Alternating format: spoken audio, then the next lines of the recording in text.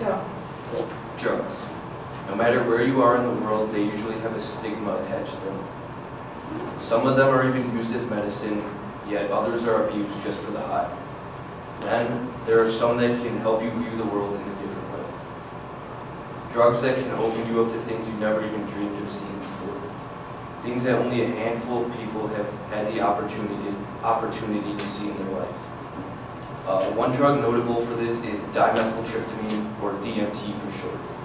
But besides for all the negativity attached to drugs, the history, method of making, and effects of DMT are all very interesting and unique to it.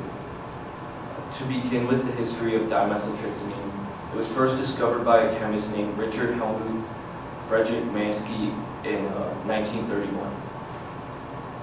Ever since the 1970s, it's been illegal in the United States of America. Although it is illegal, it can be found in over 50 different types of plants and 4 different species of animals, including human beings. We have DMT in the pineal gland of our brain, and it helps produce our dreams. During near-death experiences, the brain also pumps out a lot of this, which creates the whole light flashing before your eyes effect. To get the best effect from this drug, it's usually smoked, but can also be ingested or injected. But you can't have dimethyltryptamine without going through the process of making it. Although the chemicals for it can be found through nature, to actually get the drug, you have to make it in a chemist lab. First, you'd have to find a certain type of plant with the chemicals and then extract the alkaloids from it. Although the drug is legal, the plants are legal and can be found pretty easily with a little bit of research and looking around. Plus, the materials and tools needed to make it are relatively cheap and could be bought for under $100. It sounds simple enough, but it's really a complex process. Essentially, though, you freeze the plant, put it in acid water, convert the alkaloids into salt, filter it, get rid of the fat and the parts you don't need, put it in a solvent, and then wait for the water to evaporate. Again, it's not as simple as it seems, and usually takes at least days, or mostly months, or even possibly, or weeks, mostly weeks, or possibly even months to create properly. And now for the reason why people use dimethyltryptamine, the effects and trip of it. It can really hurt someone mentally if they're not prepared going into it.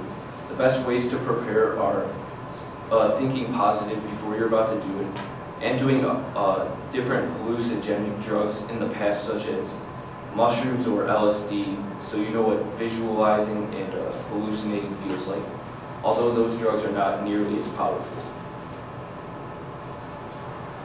According to Joe Rogan, someone who has taken this drug, it feels like the trip lasts for an eternity, but in reality, it's never more than 20 minutes long, usually only 5 to 10, depending on how much is consumed.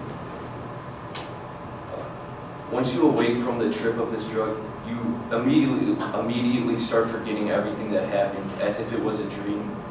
And since everyone basically sees it differently, it's hard to get a general idea of what actually goes on if you haven't done it before. But some people have claimed that they see everything around them completely start disassembling and they get blasted off into space or some sort of alternate universe. Others have claimed seeing a ball of light that they believe could be God or some sort of creator of the universe, telling them how to live life and why we're here. And then others claim seeing geometric patterns and shapes that they've never even seen before. In conclusion, experiencing dimethyltryptamine is mind-altering and can be a life-changing experience.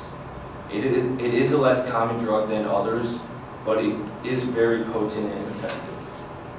I myself have never done DMT, but after researching the history, creation process, and effects, it's definitely a possibility.